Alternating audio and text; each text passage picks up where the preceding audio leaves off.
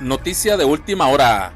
Nuestra presidenta, la doctora Claudia Sheinbaum, tundió al expresidente Ernesto Zedillo, amigos, por publicar un artículo en contra de la reforma judicial en Estados Unidos. Y con esto exhibió su hipocresía al decir que Morena busca el control de la Corte. Ya no se acuerda que él junto con el PAN hicieron pedazos la Corte en 1995. Este fin de semana, muchachos, el impresentable de Ernesto Zedillo, nuevo vocero de la oposición, porque así ya lo llamaron, se lanzó contra la reforma judicial, amigos. Estoy hablando de un riesgo que se puede materializar dado el contenido de esa reforma. Un requisito de cualquier democracia real es no solamente que haya elecciones libres y con condiciones de competencia equitativa, sino también que haya un tercer poder. Con las elecciones se determina el legislativo y el ejecutivo, pero que haya un poder independiente que impacta justicia, pero que también esté atento a que los otros poderes del Estado cumplan con sus obligaciones constitucionales. Y esta reforma está muy cuidadosamente diseñada para que los poderes legislativo y ejecutivo, que como vemos evidentemente ahora han caído en manos de un solo partido, puedan determinar, nombrar quienes tendrán la responsabilidad de ser juzgadores en el sistema jurídico, en el sistema judicial. Algunos dirían, no, lo que esto hace es que el pueblo elija a los jueces y a los ministros de la Corte. Bueno, eso es una postura absolutamente demagógica. Si se estudia la reforma, claramente es un mecanismo para decirle a la gente, ustedes van a elegir los jueces, entonces eso es democrático. No, eso no es democrático. La Constitución y el funcionamiento de cualquier democracia dice que el Ejecutivo y el Legislativo deben cumplir sus funciones. Y una de esas funciones es asegurarse que se proveen los medios y las reglas para que exista un poder judicial independiente.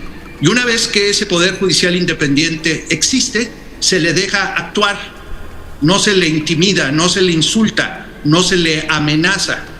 Y como efectivamente el Poder Judicial ha actuado en algunos casos importantes con independencia, ahora se trata no solamente de hacer una venganza, que es realmente terrible, es atroz, sino además decir de ahora en adelante, con una fachada de democracia, el Ejecutivo y el Legislativo van a controlar quienes aplican la justicia en nuestro país. Reforma impulsada por el expresidente Andrés Manuel López Obrador y nuestra presidenta, la doctora Claudia Sheinbaum. Dice Ernesto Zedillo y asegura que es ampliamente aceptado que la reforma acaba con la independencia judicial. A todo este respecto, en la mañanera, la doctora Claudia Sheinbaum recordó a Ernesto Zedillo que él cambió la Constitución en 1995 para reformar la Suprema Corte de Justicia de la Nación y despidió a 26 ministros para escoger él, en alianza con el PAN, a 11 a modo. Este evento, y prácticamente 2 semanas antes, cuando me di cuenta que efectivamente iban a hacer el atropello constitucional que ha significado la aprobación de esto, tanto con la sobrerepresentación en la Cámara de Diputados, como esta mayoría calificada gangsteril que instrumentaron, en ese momento dije, yo no puedo ignorar esto. Esto puede ser la destrucción de la República que hemos construido entre todos los mexicanos y que claramente tenemos que mejorar. Nadie está satisfecho con la condición de México, pero no debiéramos permitir que nuestra República se siga debilitando. No podemos permitir una transformación de la democracia a la tiranía, porque esa es la transformación de la que están hablando.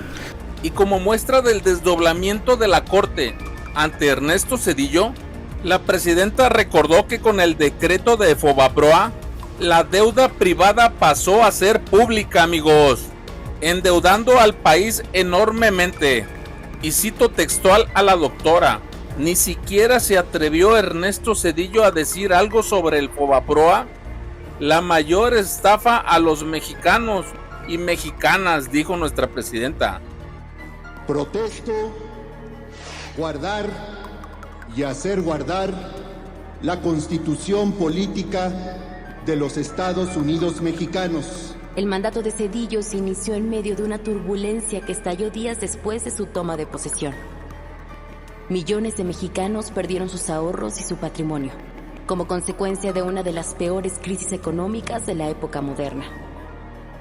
Zedillo negoció un enorme rescate financiero con el gobierno de Bill Clinton. A cambio, aplicó sin reparos las políticas económicas y financieras que dictaron los organismos internacionales. Y lo hizo aunque esa política provocara el deterioro del salario de los trabajadores y la pérdida del poder adquisitivo de las familias. El neoliberalismo cobró un nuevo impulso. En sintonía con los gobiernos de Miguel de la Madrid y Carlos Salinas, Zedillo redujo aceleradamente las restricciones que se habían impuesto al comercio internacional y urgió que se vendieran a inversores privados numerosas empresas que habían sido del Estado. Los capitales nacionales y extranjeros tomaron el control de la economía. Pero lo más grave fue la decisión que Zedillo tomó unilateralmente de rescatar la banca comercial de la quiebra con recursos públicos, sin el permiso del Congreso. Así, hipotecó el futuro de varias generaciones de mexicanos.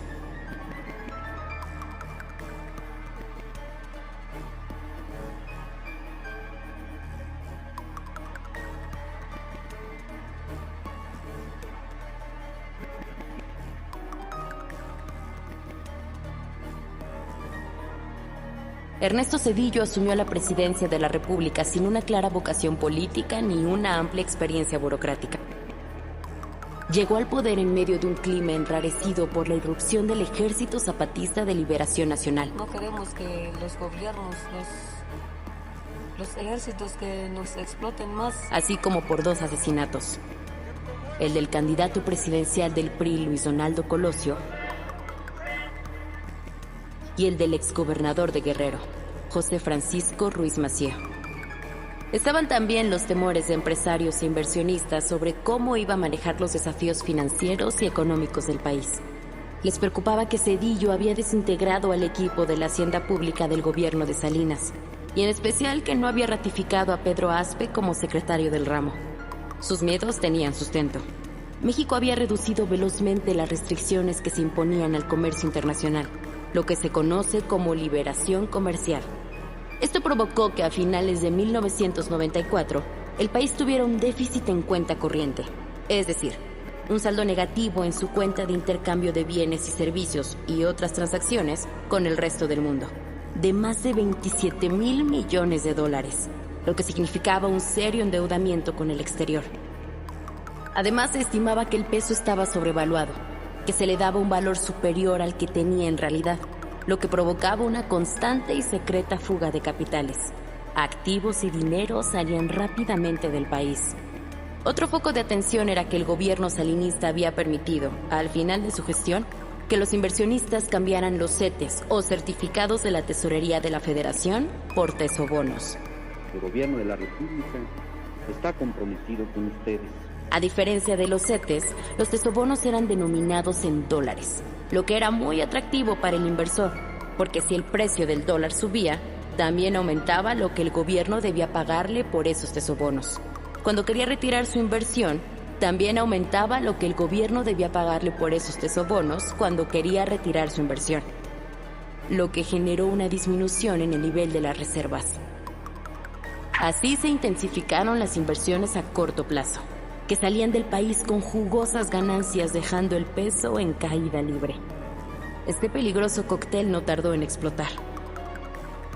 El 19 de diciembre, el secretario de Hacienda de Ernesto Zedillo, Jaime Serra Puche, se reunió con los líderes sindicales, campesinos y empresariales que formaban parte del Pacto para el Bienestar, la Estabilidad y el Crecimiento, y les expuso que el peso se iba a devaluar en 15%.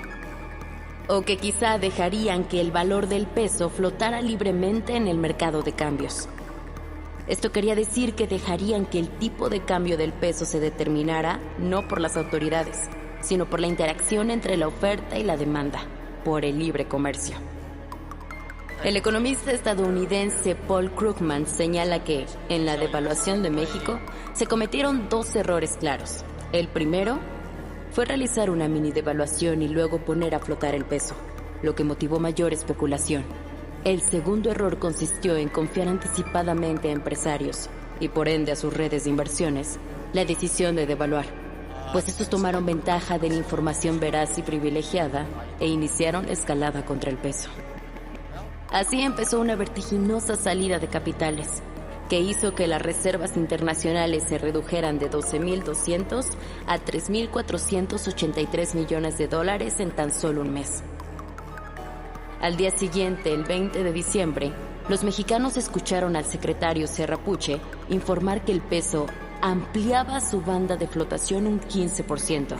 No mencionó la palabra devaluación, pero los entendedores sabían que la crisis se venía encima. Las consecuencias económicas de esta crisis fueron muy graves. La devaluación del peso con relación al dólar fue primero de 15%, pero poco después de 50%. La gente perdía su empleo. Los bancos y muchas empresas quebraban. Los inversionistas ya no confiaban en el país y los ahorros de miles de personas se esfumaron. Hubo incluso repercusiones en las economías latinoamericanas, sobre todo en Argentina y Brasil. Muchos inversionistas huyeron de la región, lo que fue llamado el efecto tequila. Serra Puche fue despedido. Los precios aumentaron aceleradamente y el poder adquisitivo de la población se desplomó. El año de 1994 se cerró con el derrumbe del sueño neoliberal de ingresar al primer mundo, con el inicio de una crisis económica devastadora y con la pérdida de confianza en el gobierno entrante. El presidente Zedillo presentó entonces el Plan de Emergencia Económica, con estas palabras: 1995 comenzará con una responsabilidad muy fuerte para todos, la de un nuevo esfuerzo firme, tenaz, en el que cada uno deberá poner su parte, en el que nadie quedará exento de sacrificios. Para hacer frente a la emergencia económica, Zedillo recurrió a la ayuda externa, y México obtuvo un paquete de rescate superior a los 50,000 millones de dólares, con el respaldo del presidente de Estados Unidos, Bill Clinton, hacia finales de febrero de 1995. A cambio del préstamo, el gobierno zedillista cedió a la petición de Estados Unidos. Aplicó de nuevo la amarga receta neoliberal. Incrementó el IVA del 10 al 15%. Aumentó las tarifas de los servicios públicos y contuvo el alza de salarios por debajo de la inflación. Con el mismo sueldo, los trabajadores podían comprar la mitad. A pesar del apoyo financiero internacional y el renovado sacrificio de la población, la inestabilidad económica y la incertidumbre cambiaria persistieron. En 4 meses, las tasas de interés se dispararon. Ese mismo mes, la inflación anual llegó a 55%. El saldo social fue catastrófico.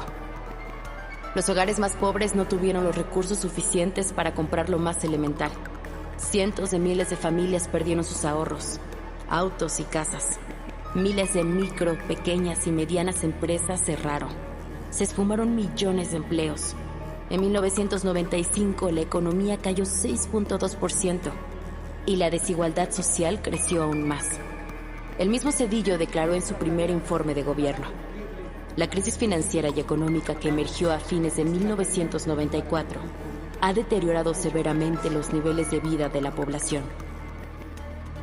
Asimismo, la presidenta apuntó la ironía y sarcasmo de Ernesto Zedillo, que escribió en su artículo a un medio estadounidense y no a uno mexicano, porque él no le habla al pueblo de México. Lo cierto es que seguimos pagando el pueblo el Fobapro, amigos. Y mejor que Ernesto Zedillo no le pegue patadas al pesebre, porque va a generar una demanda pública junto con los beneficiarios banqueros para que ellos sean los que paguen el Fobaproa. Lo cierto, amigos, es que Ernesto Zedillo ya no haya cómo contentar a sus patrones gringos. Qué poca dignidad tiene, toda una momia. En fin, ustedes tienen la última palabra. Los leo en los comentarios y comparte. ¡Checa!